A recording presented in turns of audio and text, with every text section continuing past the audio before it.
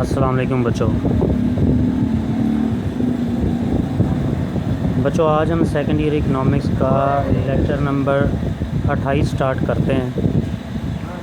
बच्चों आज 13 जुलाई सन 2020 तारीख है। बच्चों हम दूसरा चैप्टर ज़र स्टडी कर रहे थे। ज़र के अंदर हम ज़र का मफ़हूम हमने स्टडी किया था।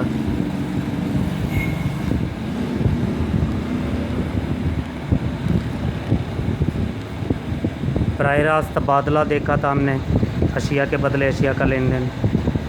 फिर हमने बार्टर सिस्टम की मुश्किलात को स्टडी किया था। ज़र का इर्तिका देखा था, ज़र की मुख्तलिफ़ सूरतें देखी थी। ज़र के फ़राइज़ हमने स्टडी की है। फिर उम्दा ज़र की ख़ुसूसियात या औसाफ़ या सिफ़ात हमने देखी थी। इन्हें स्टडी करने के बाद हमने ज़र की मुख्तलिफ़ इक़साम देखी थी। धाती ज़र, कागज़ी ज़र, कानूनी ज़र, करीबी ज़र और एतबारी ज़र। फिर हमने एतबारी ज़र के आलात को स्टडी किया। ये हमने पिछले लेक्चर में स्टडी किया था। एतबारी ज़र के आलात, रिवायती आलात को हमने स्टडी किया, किताबी हिसाब।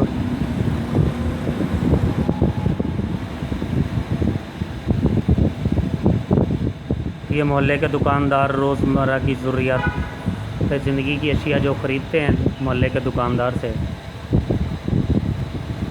तो वो महीना ख़त्म होने के बाद मोहल्ले के दुकानदार का हिसाब बेबाक कर देते थे। मोहल्ले का दुकानदार उसे अपनी कॉपी में दर्ज कर लेता था, रजिस्टर में दर्ज कर लेता था, जिसे हम किताबी हिसाब कहते हैं।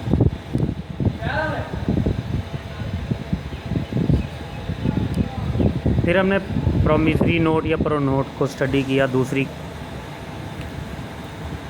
दूसरा आलात था, इंस्ट्रूमेंट था या दूसरी सूरत थी एतबारी ज़र की, जिसमें उधार लेने वाला उधार देने वाले को एक तहरीर लिख कर देता है कि उसने इतनी मालियत की अशिया उससे ली हैं जिसकी अदायगी वो मखसूस अरसे के बाद कर देगा। इस तहरीर पर रसीदी टिकट लगा दी जाती है और ज़रूरत पड़ने पर फिर कर्ज़ देने वाला कर्ज़ लेने वाले के ख़िलाफ़ कानूनी चाराजोई भी कर सकता था। तीसरी सूरत हमने बच्चों स्टडी की थी हुंडी, जो कि कारोबारी लोग एक दूसरे के साथ लेन देन करते वक्त नकद अदायगी नहीं करते बल्कि माल फ़रोख्त करने वाला ख़रीदार के नाम हुक्मनामा लिखता, जिसमें ये मुतालबा करता कि वह एक ख़ास मुद्दत के बाद वसूल करदा अशिया की मालियत की रकम हुंडी के हामिल को अदा कर दी जाएगी। इस पर माल वसूल करने वाले के दस्तखत होते, बाज़ औक़ात अंगूठा भी लगा दिया जाता है, शनाख्ती कार्ड नंबर भी लिख लिया जाता है या शनाख्ती कार्ड की कॉपी भी लगा दी जाती है। इस हुंडी को किसी भी बैंक के पास ले जाकर उस पर बट्टा लगवाया जाए यानी कैश करवाया जा सकता है और इसके बदले में बैंक से नकद रकम हासिल की जा सकती है। फिर बच्चों हमने हुंडी की मुख्तलिफ़ इक़साम, दरशनी हुंडी, मुद्दती हुंडी, मुल्की हुंडी, गैर मुल्की हुंडी या देशी बदेशी हुंडी को हमने स्टडी किया।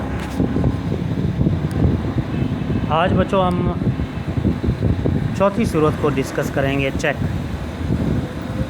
चेक बच्चों एक ऐसा हुक्मनामा होता है जो कि चेक जारी करने वाला अपने बैंक के नाम लिखता है।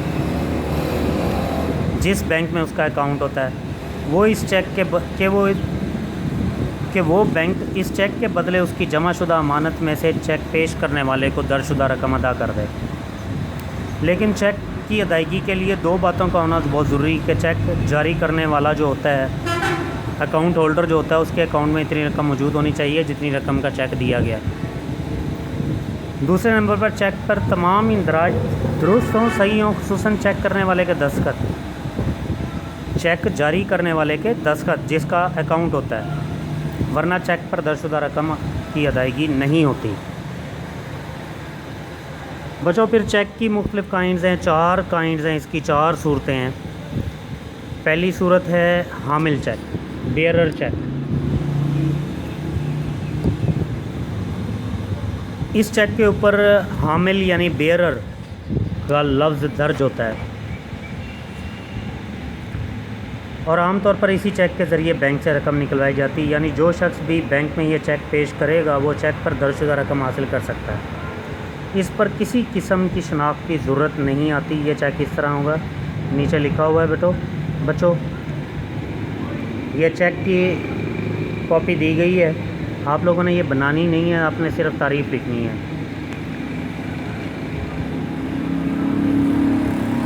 यानी चौथी लाइन के मिड तक के शनाख्त की ज़रूरत नहीं आती।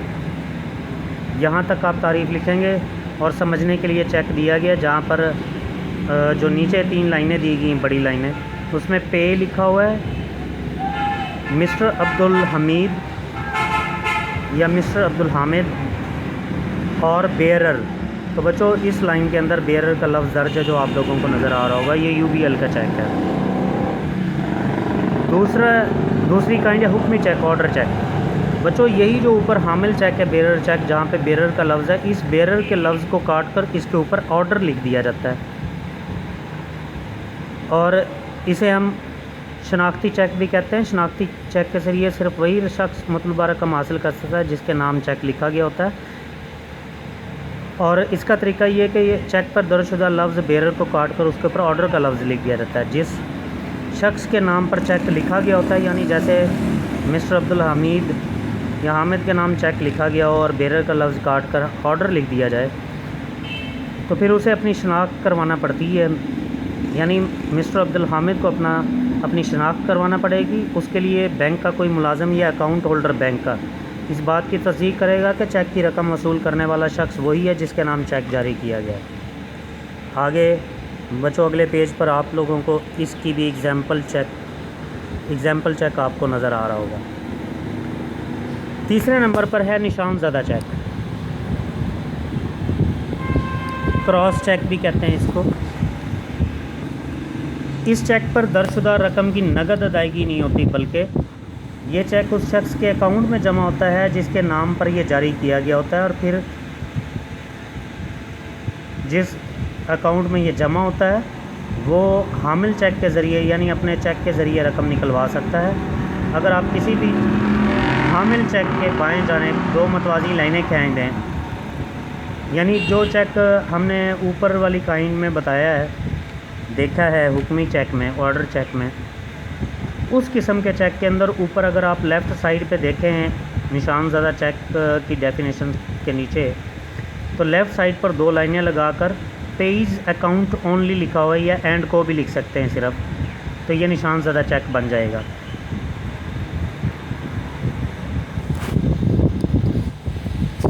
बच्चों चौथी काइंड इसकी है सफ़री चेक, ट्रैवलर्स चेक।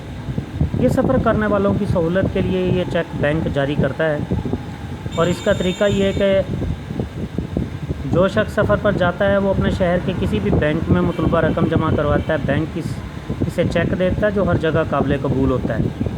यानी वो किसी भी शहर में जाकर उस चेक को कैश करवा सकता है, जैसे हबीब बैंक का मुहाफ़िज़, यूनाइटेड बैंक का हमरा। इनकी एडवर्टीज़मेंट भी आप लोगों ने, कमर्शियल भी आप लोगों ने टेलीविज़न पर देखे होंगे।